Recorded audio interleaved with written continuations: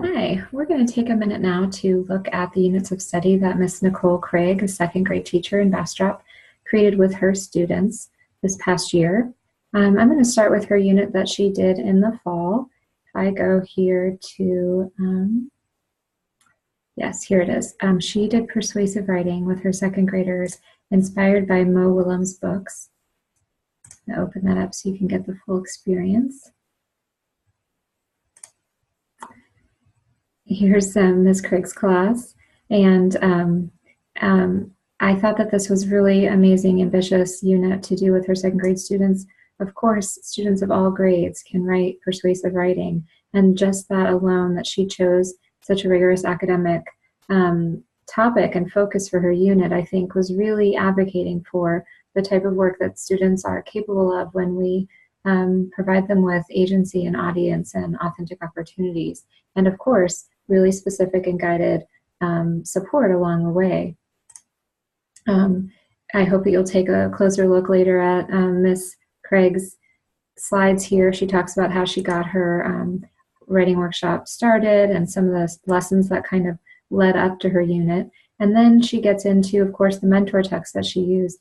So the purposes for her, the main goals and purposes for her unit were to help her students to be immersed in argumentative writing, persuasive writing, in analyzing author's craft of persuasion, and then also to apply that knowledge and that author's craft to their own pieces on topics that they chose.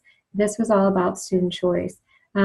She found that her class, when they read these Mo Willems pigeon books, that they just loved them. Another thing that they really, got excited about was how they could illustrate like Mo Willems. And I think that, yeah, here she even has some videos that she used with her kids with Mo Willems teaching you how to draw the pigeon. And that got her class so excited about writing. She had expressed to me that some of her students just weren't big fans of writing at the beginning of the school year. And she found that this unit and using a lot of drawing books and explicit lessons about how to draw animals just really hooked her kids into writing. And so really most of them, if not all of them, decided to write pigeon books for this persuasive unit. Here you can see that some of her mini lessons were specific to those instances of craft that Mo Willems is so famous for. His speech bubbles and the action, the lines that he uses to show action and feeling in his books. If you look through, you can see, I just love these images of what her kids came up with. You notice how they've really used exactly like, Mo Willems does here, is splitting up their page, using colors in the background. He's got his pigeon here, but all of the topics were just such original ideas. Don't let the pigeon get in the pool. Look at this, seriously, he says here. Can you keep the pigeon out of the pool? Says the pigeon here. So what she's advocating for here is that authors of writing can use a variety of tools, including illustrations, captions, changes in font, speech bubbles to compose persuasive writing. And they each composed a full book that, the layers on these, to flip through them. We sat together for a whole afternoon, Miss Craig and I, flipping through these and just admiring the really amazing craft of her authors, the expressions on the faces, the repetition, the look at this big head with that big eye, what? They just, the feeling really came out on the pages of her students' writing. What were some of the other topics? There were topics about, because it's bad for your brain here. He says, don't let the pigeon sit in front of the TV, watch TV all day, or don't let the pigeon stay on the cell phone for too many hours, or don't let the pigeon go in the attic. It was all these things that you could just hear maybe a parent has said to her students before, and that they ended up putting on as an example of what somebody might say to a pigeon. The leaning and the layers that happened here. And so then when Miss Craig was ready to, or the class was ready to share their work more broadly, after they had shared it with each other in class and turned them in, they paired with the Bastrop Library, and the Bastrop librarian created this really beautiful display here where she's got the pigeon here saying, pigeon says encourage your kids to write, and then she had these plastic, I don't know if you can see it, display cases for each of the books to sit in so that the readers who came to the library could pull the books out and read each one. And again, another sign there explaining the project to the readers. And I just think that having it in the public library space was really, really powerful, especially for this specific project where we know that the Mo Willem section is often just checked out and in the library. I've gone with my own kids, and Mo Willem's books are always well worn and loved, and often not even on the shelves because they're in people's hands. So, so this gave more examples of the type of writing that we know readers are looking for today, and how second graders are capable of creating just amazingly engaging texts. And what I also love about the way she displayed these is the second graders drafted, revised, edited, and published all in this one copy. They didn't copy everything over a second time to make it look absolutely perfect. What you can see on each page is the authentic process of each of those writers. And really that added more voice to the writing. And it wouldn't have been the same had it all been typed up or had been perfect. It wouldn't have had the same effect on the reader. And that's really what we're trying to grow in our writers. And so I just think it was so exciting how this project turned out. I'm going to look now. You know, Miss Craig actually did 2 more units this year. I'm going to exit out of this one so we can take a look at her memoir unit. She did a memoir unit, and then for her digital writing, the students wrote poetry. So let's look at her memoir unit really quick here. Again, second grade.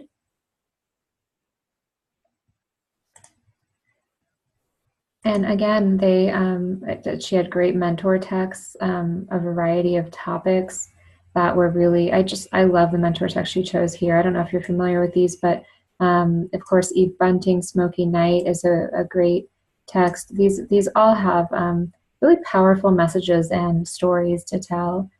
You can click through on your own the way she really got this going. She used authors' videos from authors to give kids ideas and information or tips about their process. This particular author video is Christopher Paul Curtis, the author of a lot of historical fiction like Elijah and Bud Not Buddy and The Watsons Go to Birmingham, 1963. And she's got some more authors here, Pam Munoz Ryan, talking about her writing and giving tips to authors that she used for her mini lessons. I love this idea that my director, Deb Keld, actually shared with me, and I shared with Miss Craig, is using Play-Doh to teach the idea of revision. That revision is like playing with a big lump of Play-Doh, which is our draft, and really getting a chance to roll it out and stretch it and change it and then squish it back all up and try something new. And it's about being playful with our writing and envisioning ways that it could be that it was not before. And that is it's a type of revision that even so few adults engage in, but really all of our authors do.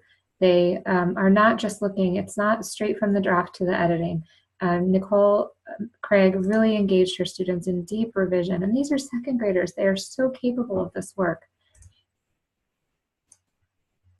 Here you see that there was more drawing involved in the drawing books to support their writing, and here are these amazing topics about their lives. So going to a Texas A&M football game, and if you've ever been to Texas or are from Texas, you know that that's a big deal, and reading Colton's book was really amazing. That made me feel like I was there. The Weekend of Rocks, when they explored and found lots of cool rocks. Story of her and her dog. My sister's keen say, I love the use of Spanish here in the title, and that those choices that authors are making. Here you can see inside the books, and again, they did all of their drafting and their revising and their editing in the same book. And what that created was a really dynamic display of their work. We weren't worried about a little bit of cross out here, because what came through in the end was not only students learning and end result and polished product, but we got to glimpse their process, which is so important for all of our authors and for the authors in her community and for her colleagues to see, for her administrator to see, that this type of work really only comes from an environment that is honoring the messy revision process of writing.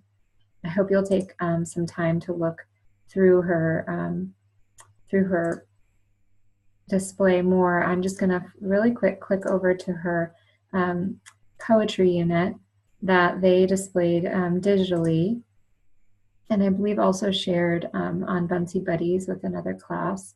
The Bunsey project was specifically about Earth Day, and they read a variety of poetry, just like we've seen Miss Schlabach's and Miss Russell's classes also study and learn from.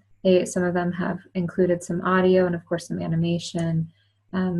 So by making time in their classrooms for digital publication, they are honoring that this is an important part of our world today, that digital literacy is something that we can't assume that our students understand and know how to craft without really digging in and analyzing the use of digital tools to support a message.